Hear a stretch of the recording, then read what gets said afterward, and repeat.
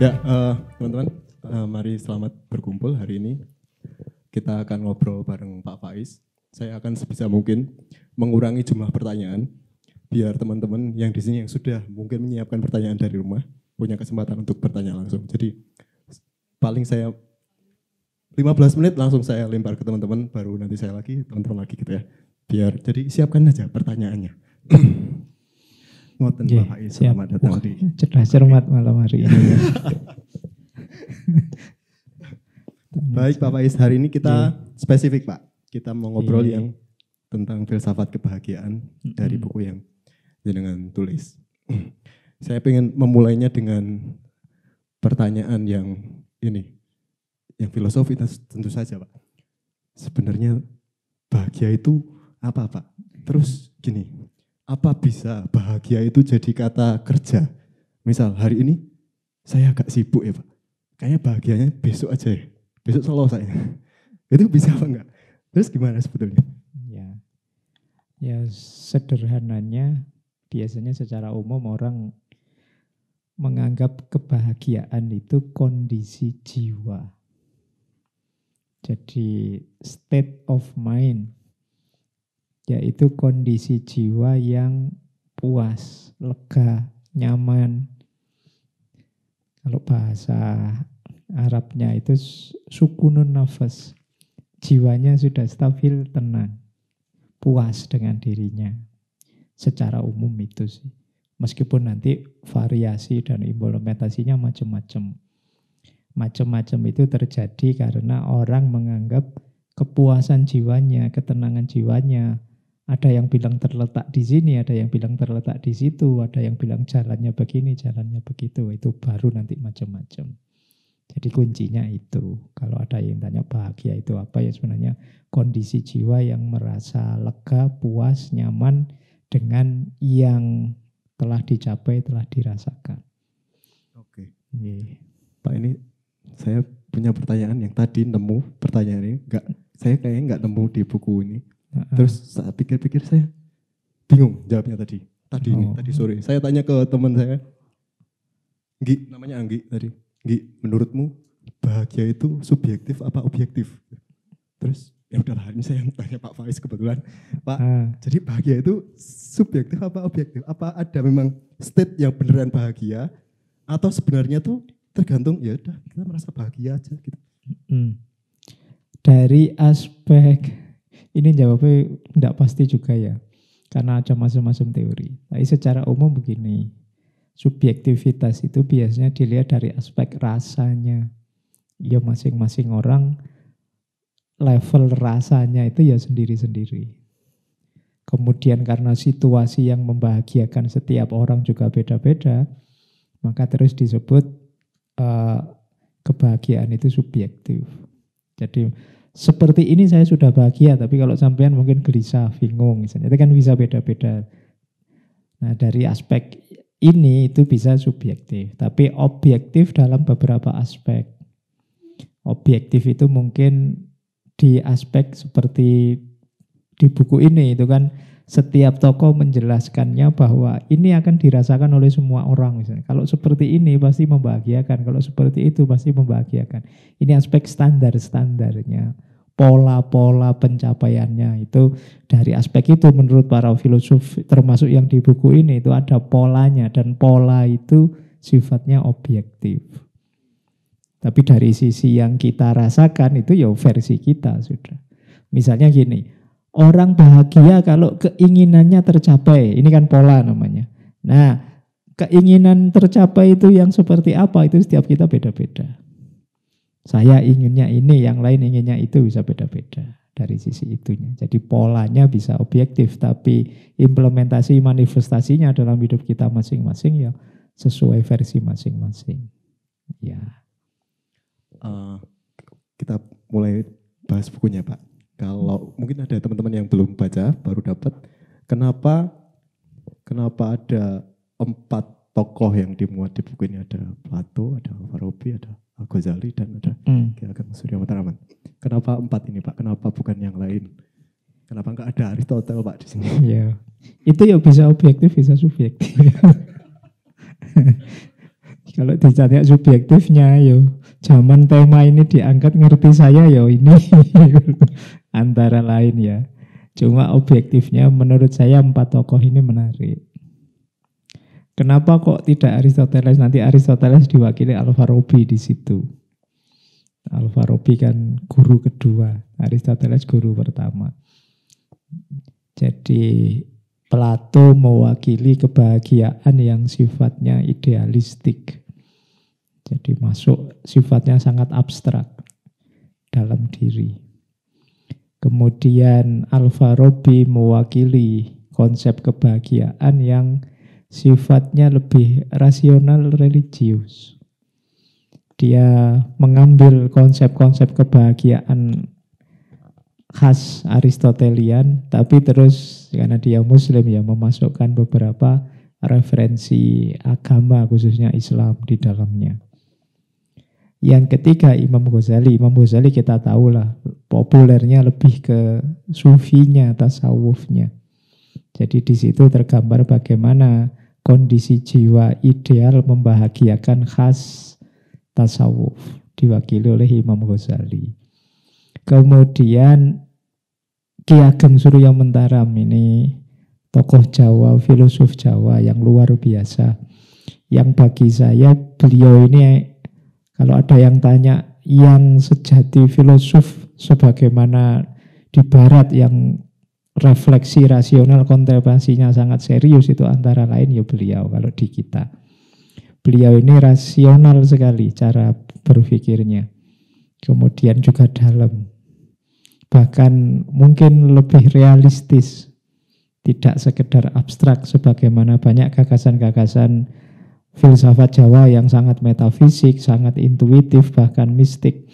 Tapi kalau beliau ini realistis. Makanya saya ambil 4 ini dengan keistimewaannya masing-masing dari 4 tokoh ini. Nah saya tidak tahu teman-teman cocoknya yang mana. Tapi ini kan referensi, jadi rujukan, tidak harus kemudian ditelan mentah-mentah di saya pingin versinya Ki Ageng, ya kalau cocok 100%, kalau enggak kan ya monggo diadaptasi saja untuk hidup kita masing-masing. Adaptasi itu kan tidak harus persis 100%. Okay. Kalau dari 4 ini Pak, saya kemarin baca itu ada satu hal yang ada beberapa kesamaan, tapi salah satu yang sangat sama itu ngomongin bahwa bahagia itu bukan tentang seberapa bebas orang, tapi justru malah tentang batas.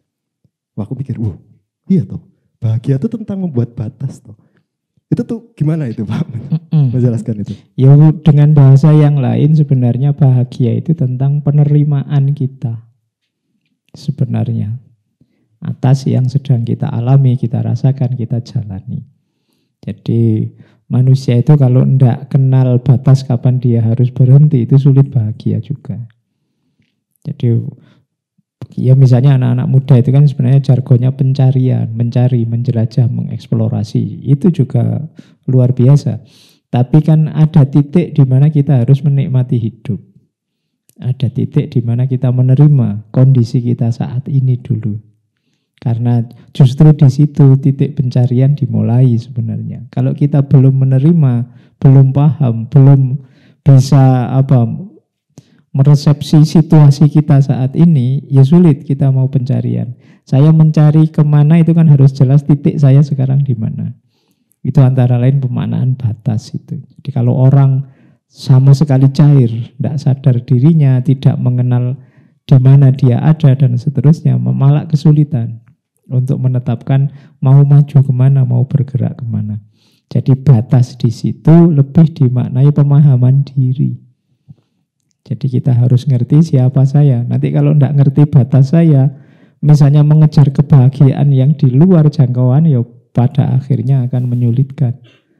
Itu kayak dalam Buddhisme itu kan, itu malah akan jadi bumerang, sumbernya kesengsaraan, keinginan yang tidak terkendali. Kalau di titik ini Pak, ada pandangan lain bahwa kalau kesenangan itu kan juga sumber kebahagiaan, hedon, menuruti apa yang diinginkan, selalu dituruti apa itu. Tapi justru di sini malah, semakin itu dituruti malah itu bukan jaminan itu akan bahagia. Itu memang gitu Pak? Jadi misalnya kita ambil ya hedonisme tadi. Dalam hedonisme pun kesenangan tidak sekedar kesenangan. Ada kesenangan alamiah, ada kesenangan tidak alamiah, ada kesenangan yang sifatnya tidak ada gunanya. Ini masing-masing efeknya beda. Kesenangan alamiah itu kita butuh makan, butuh minum, itu kan alamiah. Itu pun kita harus tahu batas. Kalau kita penuhi tanpa batas, dia bisa jadi bumerang. Yang semula membahagiakan bisa jadi menyusahkan. Lapar kita perlu makan, itu alami. Tapi begitu makan kok kita tidak ngerti kapan harus berhenti makan, itu kan bisa jadi penyakit. Dilarang manis-manis, manis itu enak. Tapi kita manis tanpa batas ya diabetes. Ya kan? Jadi tetap nanti kuncinya kesenangan pun harus ngerti batas. Seneng apa kawin? Kawin itu ya menyenangkan, membahagiakan. Tapi nek mikir kawin terus tidak ngerti yang lain ya jadi bencana itu. Jadi sama, seneng pun orang harus ngerti batas, karena begitu melewati limit, kesenangan itu bisa jadi kesusahan pada akhirnya, bisa jadi bencana. Kayak tadi, jadi tidak alami, kemudian bisa saja terus jadi kesenangannya kesenangan yang sia-sia, tidak dapat apa-apa. Nah.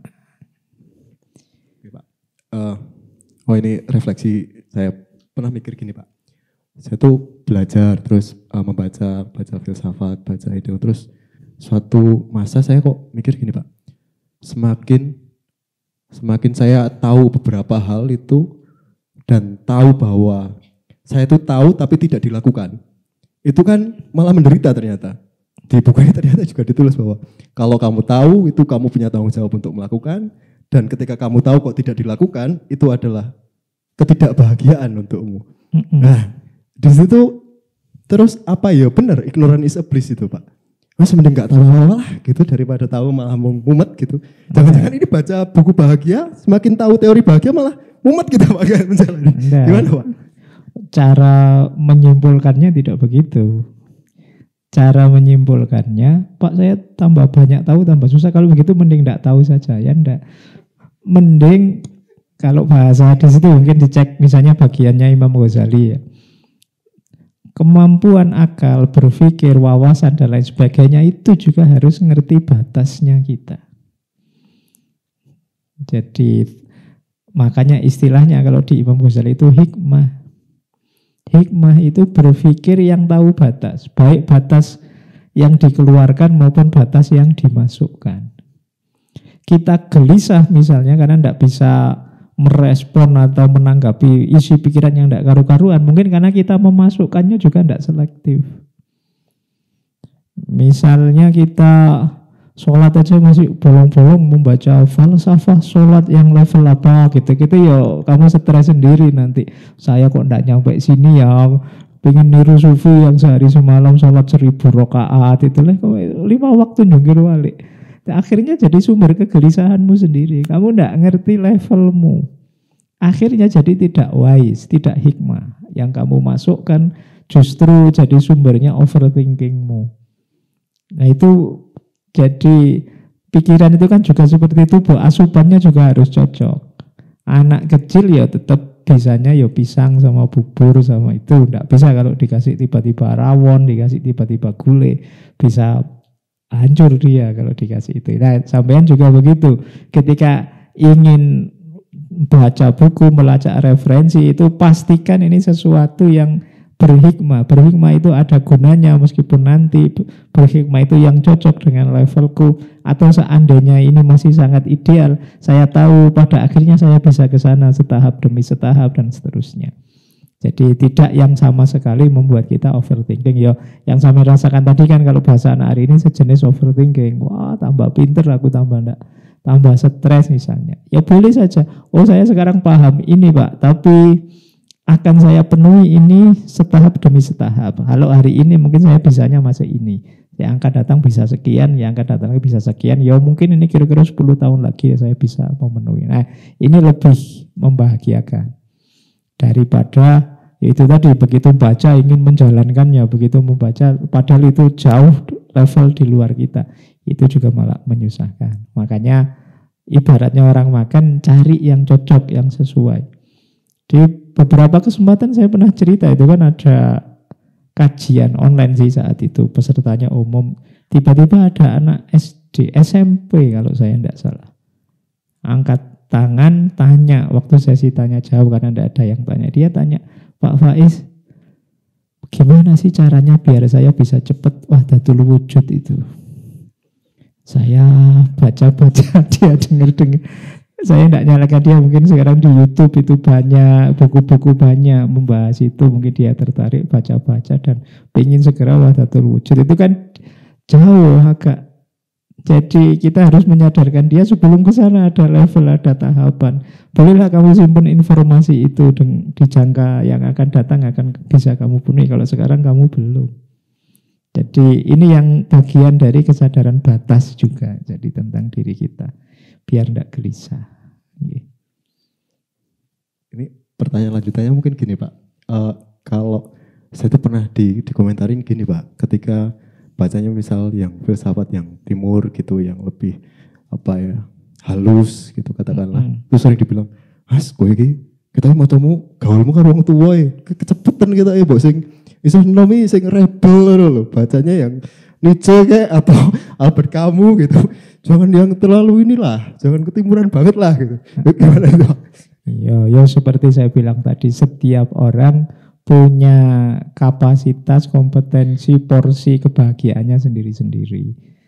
Mungkin ada anak muda yang memang tipenya rebel, ada juga yang tipenya tenang, mungkin cenderung introvert, ada yang tipenya macam-macam.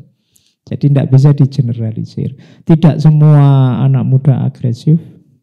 Ada juga yang introvert, ada juga yang pendiam, ada juga yang kutu buku, ada juga yang aktivis, macam-macam. Jadi tidak bisa diseragamkan.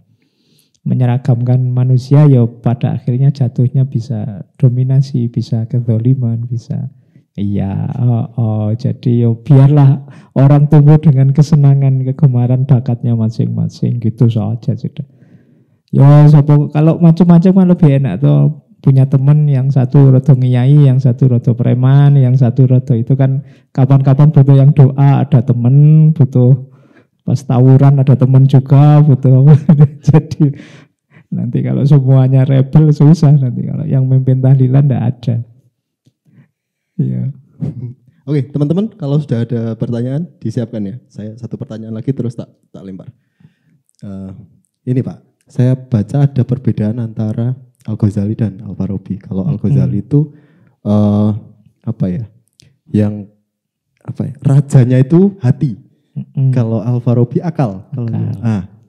Itu tuh kadang kalau dipikir ketika ada dilema nih, Pak menghadapi situasi gitu, akal saya bilang gas, ini gas ini gak apa-apa. Hati saya bilang, enggak, jangan gitu.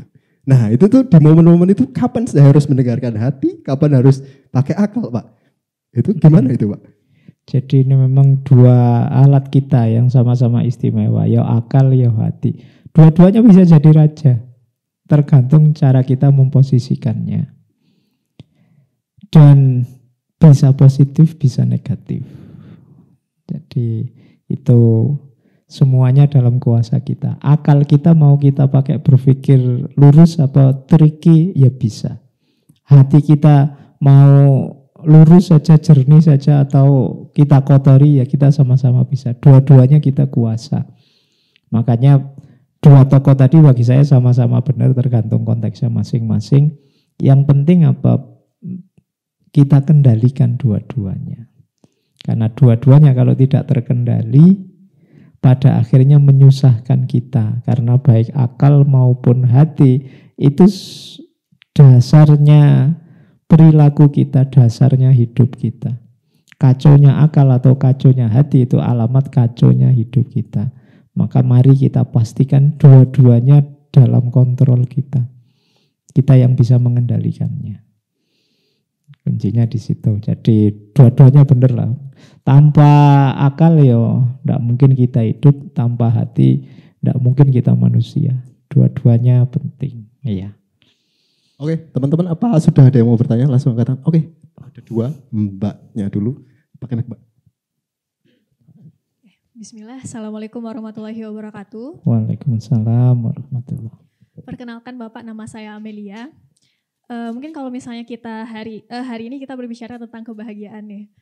Kadang teori dengan implementasi tentang kebahagiaan ini tidak bisa berbanding lurus gitu.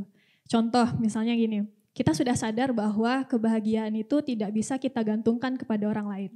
Nah, namun dalam beberapa implementasi, terutama contoh kasus nih Pak, ada orang tua yang, oh saya bahagianya anak saya itu jadi PNS misalnya. Nah, sementara kebahagiaan anaknya ini bukan di sana gitu. Bagaimana cara menyikapinya Bapak? Terima kasih. Oke ya.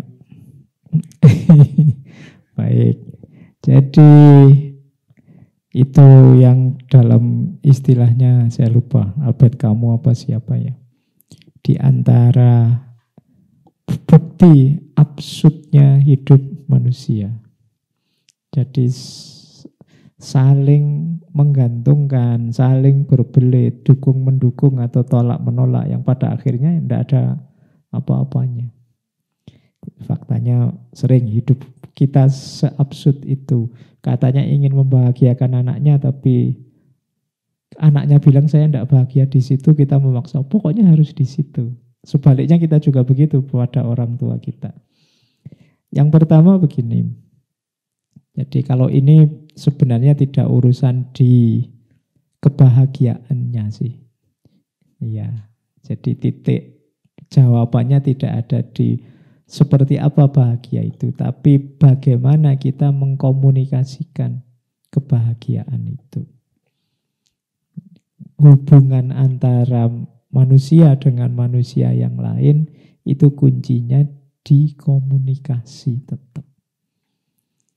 Kalau kita punya standar kebahagiaan, orang tua kita punya standar kebahagiaan untuk kita, ya tentu saja harus ada negosiasi, komunikasi di situ. Sampaikan ke orang tua kita.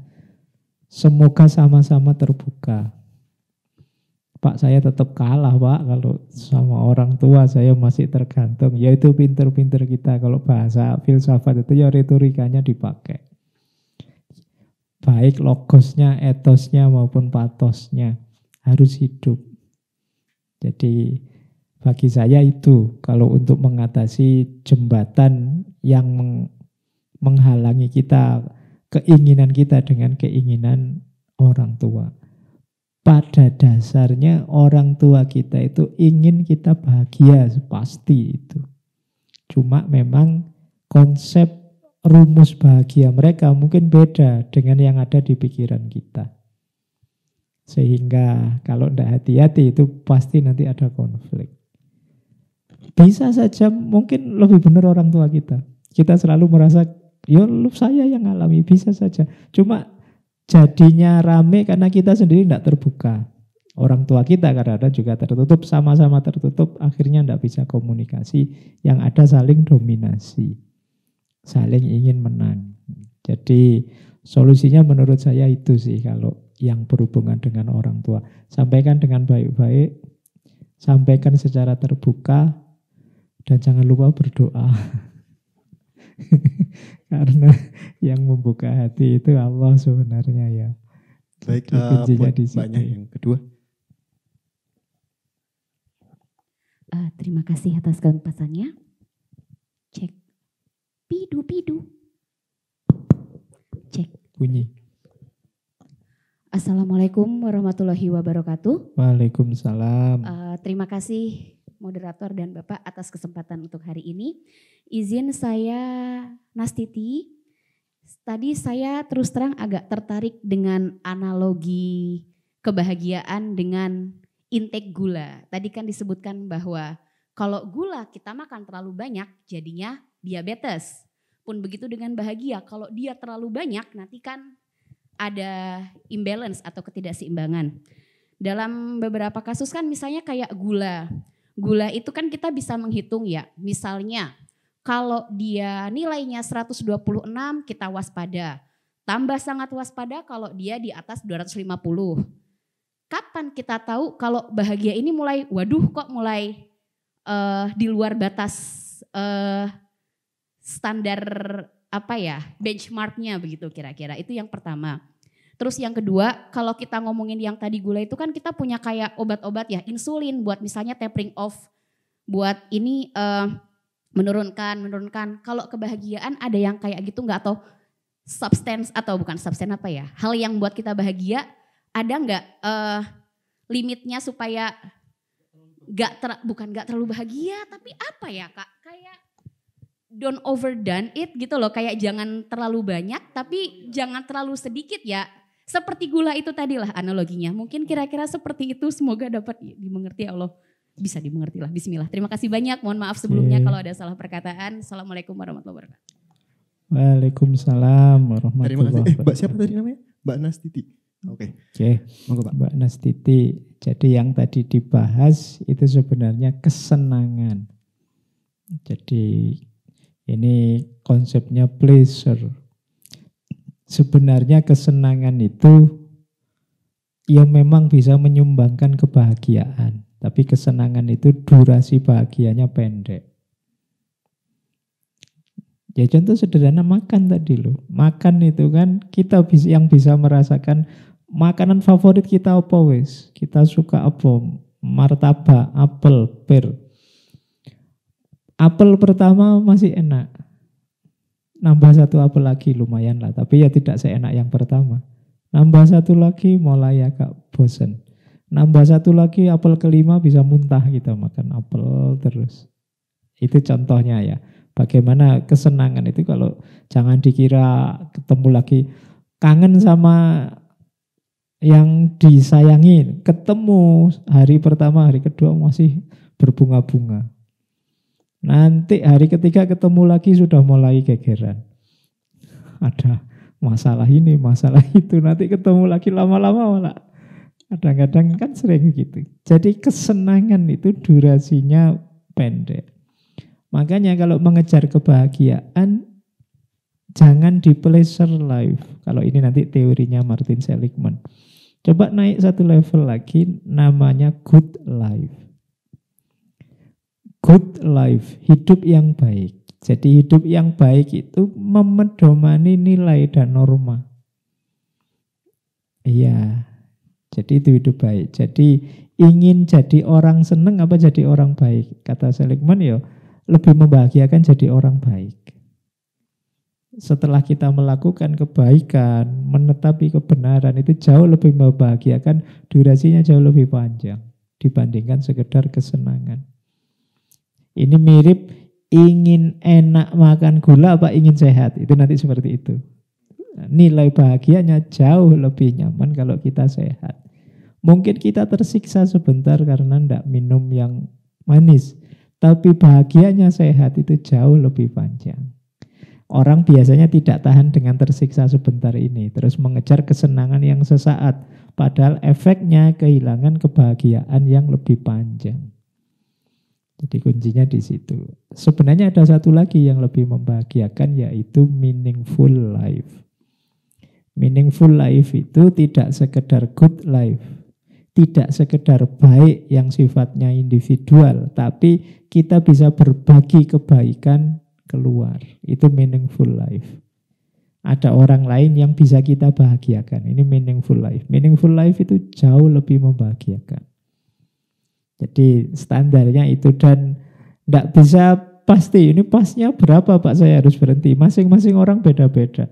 Ada yang bahkan contoh gula tadi kan gitu, ada orang yang tangguh sekali tiap hari minum manis-manis gula ya tidak diabetes. Ada yang memang secara genetik ya mudah sehingga sedikit. Menarik, ada saya lupa kapan itu membaca penelitian, ternyata kebahagiaan itu 50% dipengaruhi oleh genetik.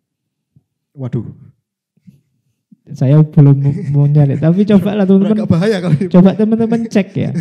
40%-nya baru ini pikiran macam-macam, dan 10%-nya baru circumstances, lingkungan. Apa iya begitu? Ya coba dicek ya. Yeah. Kan ada teorinya orang itu kalau dalam hidupnya susah, bahagia, murung, tiap hari stres, itu akan mempengaruhi ke dalam termasuk sel-selnya, termasuk struktur genetik DNA-nya. Sehingga nanti kalau punya anak, punya keturunan, dia rentan sedih, stres, gampang. Nah itu. Ya. Oh ya Pak. Oke, teman-teman siapkan pertanyaannya. Habis ini tak lempar ke teman-teman. Di buku ini juga ada ini.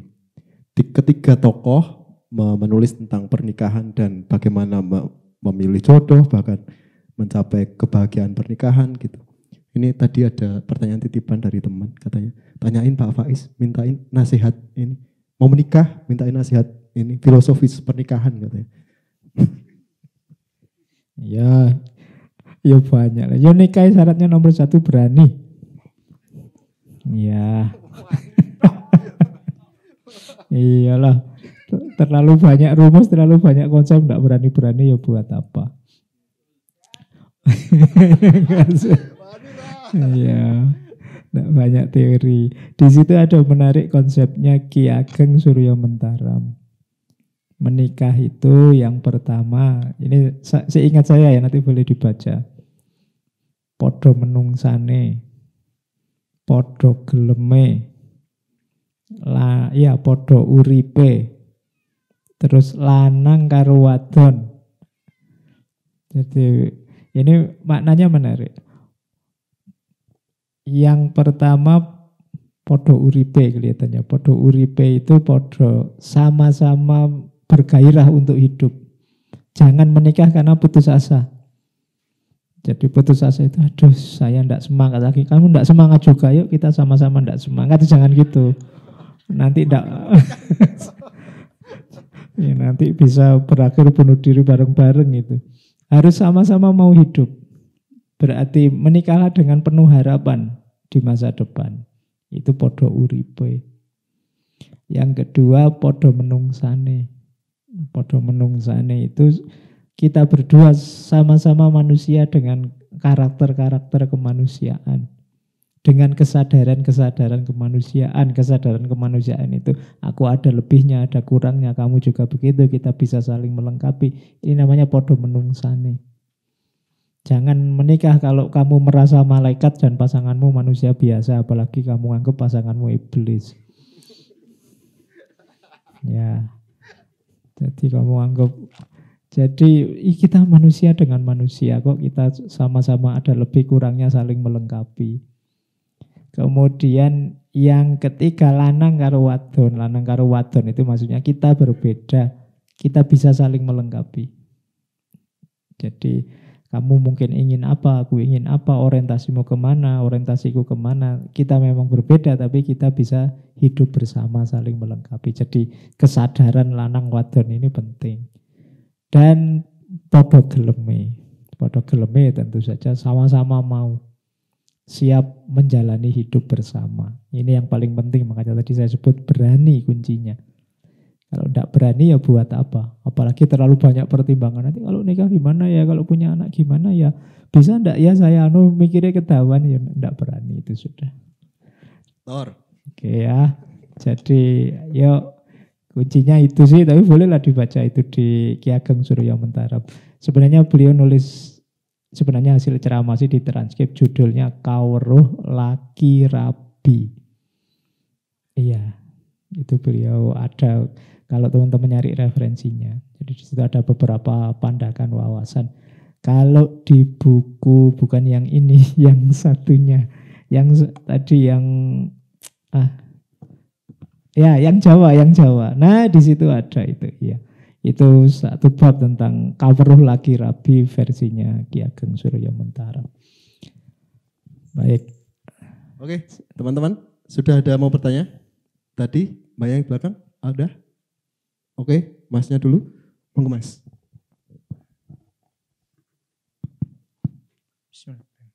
Assalamualaikum warahmatullahi wabarakatuh. Sebelumnya saya tidak ingin bertanya. Saya cuma mau berterima kasih kepada Pak Fahrudin Faiz karena salah satu pengertiannya, salah satu penyampaiannya yang ada di MCS telah membantu saya untuk selalu waras. Dalam arti ada satu kata-kata yang membuat saya itu pernah menyelamatkan saya dan kembali sadar bahwa hidup ini tuh kita sebagai manusia tidak subjek di dalam kehidupan ini. Kita cuma objek dan tidak lantas untuk terlalu berpikir berlebihan. Hal ini saya sadari ketika beberapa tahun yang lalu saya terlalu berpikir berlebihan sampai kehilangan pribadi saya. Saya bingung terus sampai tidak tahu bahwa ini saya melakukan hal apa. Terus beberapa kali konsultasi ke psikolog dan alhamdulillah menemukannya di rangkaian-rangkaian dari pengajian MCS dan beberapa guru. Dan itu yang bisa saya sampaikan. Terima kasih. Assalamualaikum warahmatullahi wabarakatuh. Terima kasih Mas. Oke, terima kasih kembali Mas. Jadi saya sering sampaikan di banyak momen ngaji itu yang membuat saya semangat belajar terus itu karena teman-teman masih mau bersedia siap untuk mendengarkan yang saya sampaikan. Kalau tidak ada yang mendengarkan mungkin ya males saya ngomongnya. Jadi ini ya kita saling mendukung, saling membantu. Kalau bahasa saya lebih pada kita saling belajar. Makanya di ngaji filsafat itu di awal-awal selalu saya sebut yuk kita lanjutkan belajar bersama kita. Yuk kita itu belajar bersama. Jadi yang saya sampaikan itu memberi alternatif-alternatif wawasan saja. Boleh disetujui, boleh tidak. Alhamdulillah kalau cocok, tidak cocok ya enggak apa-apa. Yang penting kita nambah wawasan. Kuncinya di situ sebenarnya. Saya sendiri juga sebenarnya sering harus berusaha bertempur melawan diri saya sendiri karena saya tidak seideal yang saya sampaikan. Jadi mungkin orang anggapnya, wah Pak Faiz itu mesti enak hidupnya, tenang. Ya enggak juga. Ya ada masalah juga, ya pontang-panting juga, ya pasti semua orang begitu. Jadi tidak hanya teman-teman yang mungkin sedikit-sedikit bisa ngambil manfaat dari teori tokoh-tokoh beliau ini. Saya juga banyak harus terima kasih pada tokoh-tokoh yang saya bahas, yang saya angkat. Jadi ini semuanya juga skenario yang di atas. Keterbukaan hati kita, kesediaan kita, kesiapan kita untuk selalu belajar, itu juga hakikatnya anugerah yang di atas. Itu seperti kisahnya Robiah itu loh. Karena satu ketika ada orang bertanya pada Robiah, wahai Robiah, kalau saya bertobat, apakah Allah akan mengampuni? Kata Robiah, kalimatmu terbalik. Kalau Allah mengampunimu, pasti kamu akan bertobat. Jadi nah kita juga begitu berarti. Kalau saya belajar apa saya akan pinter Pak. Kalau Allah nakdir kamu pinter, insya Allah terbuka hatimu untuk belajar. Maka ayo kita selalu bersyukur. Alhamdulillah di forum-forum seperti ini kita masih terbuka hati kita untuk belajar. Kadang juga mungkin hanya dari YouTube kita juga bisa intifa, ngambil ilmu, ngambil wawasan untuk kebaikan kita. Jadi mari kita maknai seperti Mas tadi, kalau menemukan mutiara apapun, tidak hanya dari yang saya sampaikan, mungkin dari ustadz yang lain, tokoh yang lain, itu hakikatnya terkabulnya doa kita setiap kali baca Fatihah, ihdinas sirotol mustaqim. Ya Allah tunjukkan aku jalan yang lurus. Kebetulan dengerin kajiannya Gus siapa atau Kiai siapa. Itu berarti itu salah satu yang ditunjukkan oleh Allah ke situ. Maka jangan lupa bersyukur ke atas. Itu saja sih. Kepada Allah ya, saya kemarin dikritik, Pak jangan bilang ke atas gitu dong. Nanti yang di lantai 2 GR. Ya bersyukur pada Allah ya. Saya kira itu Mas. Oke. Tadi satu lagi. Oke, Mbak.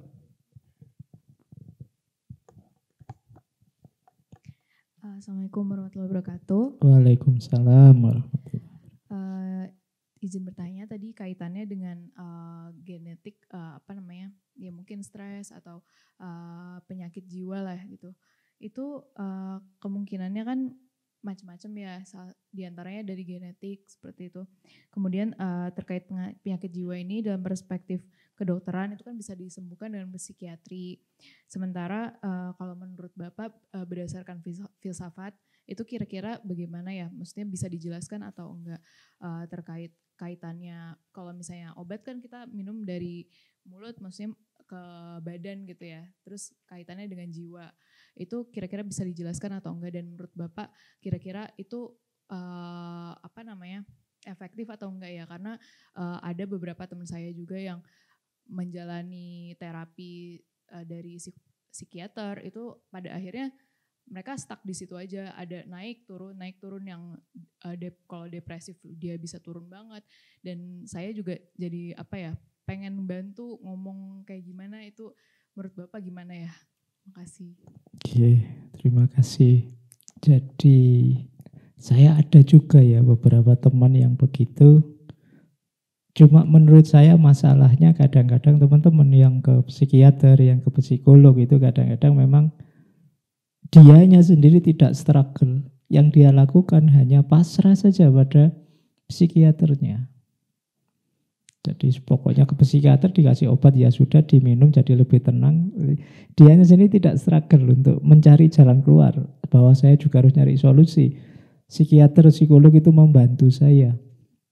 Jadi tapi kebanyakan mentalnya itu pokoknya saya pasrah pada psikiater. Jadi disuruh apa saja mau, disuruh minum apa saja. Tapi dianya sendiri tidak berusaha mengkondisikan dirinya agar ada dalam situasi yang lebih positif. Jadi itu sejauh yang saya tahu pengamatan saya begitu. Maka yuk kita latihan. Manusia itu, beberapa filosof bilang sebenarnya sepenuhnya menguasai dirinya. Kita dianugerahi oleh Allah kebebasan untuk membentuk diri kita. Kita itu kalau mau gembira juga bisa, mau sedih juga bisa. Tergantung cara kita mengontrol pikiran kita. Momen malam hari ini menyedihkan apa menyenangkan, itu tergantung cara kita membaca. Jadi tergantung cara kita melihat. Melihat debat presiden kemarin, kalian gembira apa sedih? Yuk. Iya kan? Itu kan tergantung caramu membaca dari sudut pandang yang mana. Ya kan? Toleransi kadang disebut tidak punya pendirian. Nanti terlalu kaku disebut dogmatis. Macam-macam, tergantung cara kita memandang hidup ini. Yang jelas begini, kalau dihubungkan dengan tadi loh, Pak kok bisa Pak genetik itu menyumbang kebahagiaan 50%? Saya membayangkan begini, sederhana sekali, meskipun tidak sedalam survei tadi. Misalnya saya orang yang murung, tidak banyak ngomong, pendiam, introvert, terus saya punya anak. Vibe saya, frekuensi yang saya tiap hari saya sebarkan ke sekeliling itu ya vibe murung, vibe sedih, pendiam. Apa ndak nular ke anak saya? Pastinya nyambung ke mereka. Karena anak itu kan reseptor pembelajar yang paling canggih.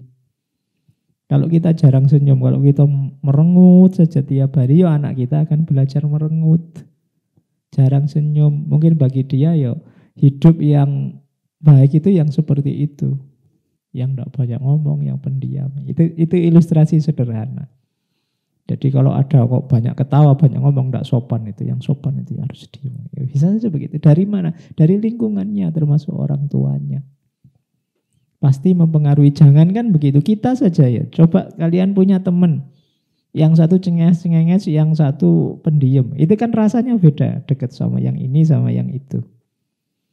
Jadi vibes-nya beda yang tersebarkan. Kita mungkin gembira begitu dekat teman yang murung gitu, kita jadi ikut murung. Jadi oh ya berarti bisa saja sih memang 50% genetik, dalam arti genetik paling dekat itu orang tuanya, dan orang tua ini kan yang membentuk, mendampingi sejak kecil. Kalau orang tuanya pemarah, kemungkinan besar anaknya jadi pemarah karena dia dididik, dibesarkan dalam lingkungan situasi yang isinya marah-marah. Oke, sederhananya gambarannya begitu. Maka untuk teman-teman yang mungkin sedang struggle berjuang, pastikan kalian mampu pastikan kalian mau untuk berjuang. Jangan mengandalkan bersandar pada apapun di luar dirimu sepenuhnya. Sepenuhnya dalam arti, wis saya pasrah saja pada dokter, saya pasrah. Enggak. Kuncinya ada di kita, yang di luar kita itu hanya memberi stimulasi, memberi pendorong, memberi usulan, masukan. Kuncinya di kita. Maka pastikan bahwa kita bisa, kita mampu, pasti kita bisa nanti pada akhirnya. Nah, kuncinya di situ sebenarnya. Baik, terakhir. Oke, waktunya terakhir Mas, monggo Mas.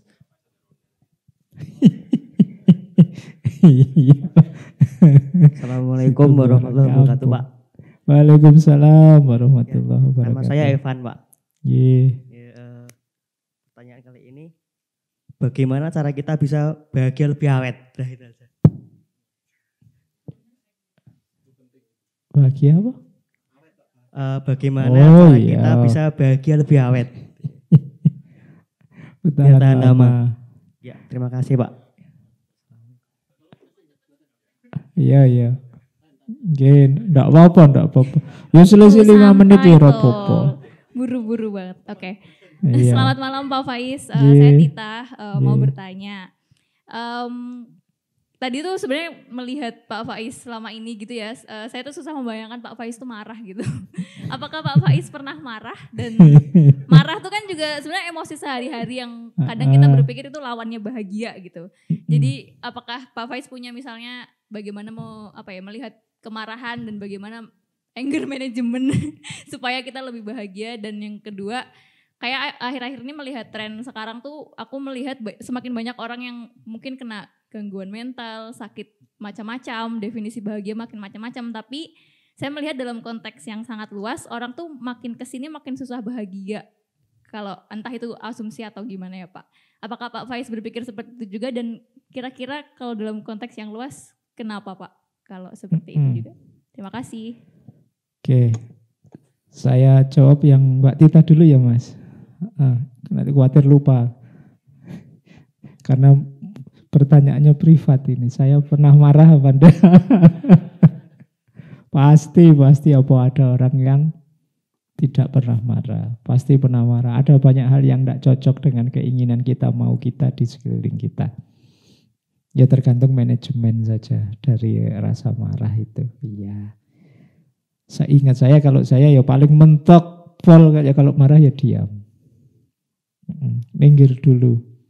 Sementara menjauh sebentar, biar jangan terus di situ. Kalau terus lama di situ bisa terbakar. Itu sih sederhananya saya biasanya. Cuma belakangan sudah lama karena hidup terlalu santai mungkin saya ya, kurang ambisius. Enggak bagus juga, tapi kalian ya boleh, masih muda kan, tetap masih harus. Kalau enggak marah, enggak ada perkembangan revolusioner nanti ya. Boleh, tapi ya itu tadi ya, perlu manajemennya yang bagus. Jadikan fitrah marah itu pendorong untuk lebih maju, lebih hebat, bukan untuk menghancurkan orang, merusak orang, enggak. Jadi kuncinya di situ. Kemudian apa ya, belakangan kita jadi tambah lama tambah sulit bahagia? Mungkin iya. Kenapa? Keinginan kita tambah banyak, tambah macam-macam. Efek dari digital. Jadi dunia digital itu kan membuat kita tambah pinter, ngerti macam-macam. Efeknya keinginan kita tambah macam-macam. Nah, tambah mulur, tambah pengen ini, pengen. Dulu orang enggak pengen pulsa, enggak pengen kuota, enggak pengen ini itu. Sekarang kalian pengen macam-macam sudah. Kalau di wishlist kalian pengen apa saja itu pasti banyak. Tidak terukur. Itu kadang-kadang jadi sumber ketidakbahagiaan kita. Jadi kalau ditanya kalian kira-kira punya apa dan belum punya apa sampai hari ini, itu jawabannya panjang. Tapi kalau ditanya sudah mencapai apa saja, itu kalian mungkin bingung. Belum apa-apa saya ini. Mesti kamu begitu. Sebagian besar akan jawab begitu. Padahal kalian sudah dapat banyak. Ada banyak anugerah yang kita dapat. Sampai detik ini boleh dicek. Maka bahagia itu menurut saya sebenarnya lebih pada kesadaran kita bahwa sudah sangat banyak anugerah Tuhan pada kita yang patut kita syukuri dalam banyak aspek. Itu jadi makanya katanya John Stuart Mill itu bahagia itu paradok. Selama kita mencari kebahagiaan, ya berarti sebenarnya kita tidak bahagia. Justru orang bahagia itu tidak nyari kemana-mana, ya sekarang saja kita nikmati hidup kita, kita bahagia sudah. Termasuk selama masih sibuk mendiskusikan kebahagiaan, ya, jangan-jangan kita belum bahagia ini ya. Baik, terakhir Mas, durasi tadi sudah saya singgung sedikit ya. Saya detailkan lagi ya. Bahagia ini teori sebenarnya, nanti boleh didiskusikan selanjutnya tentang awet tidaknya bahagia. Jadi teorinya 4, ada pleasure, ada achievement, kemudian contribution, dan ultimate good. Ini ranking. Yang paling pendek durasinya, paling tidak awet itu pleasure. Tidak lama. Apapun itu kalian mengejar kebahagiaan kok rumusnya pleasure, siap-siap singkat waktunya. Kenapa mau nikah? Pengen seneng-seneng Pak, pendek. Nanti seneng-senengnya habis bubar. Oke ya, itu pleasure. Maka kuliah pengen seneng-seneng, kemudian apa saja kalau niatnya seneng-seneng, ya seneng itu pendek durasinya. Lebih tinggi dari pleasure apa? Achievement. Achievement itu capaian. Pak, saya target bulan ini bisa nulis 1 buku. Tercapai benar 1 buku, itu bahagianya panjang itu. Saya pingin semester depan lulus Pak, S2. Dan lulus beneran, itu bahagia. Ini jauh lebih panjang daripada senang-senang. Itu achievement. Tapi achievement pun masih ada yang lebih panjang, yaitu contribution. Jadi achievement sudah panjang, tapi achievement nanti ada di titik tertentu kita harus mencapai sesuatu yang lain lagi. Kalau istilahnya Ki Ageng Surya Mentaram itu akan mulur. Kalau sudah mulur yang semula menyenangkan tidak senang lagi. Lulus sih wisuda, tapi begitu selesai wisuda susah lagi. Ini mau apa selanjutnya, mau nikah apa lanjut studi, itu bingung, susah lagi sudah.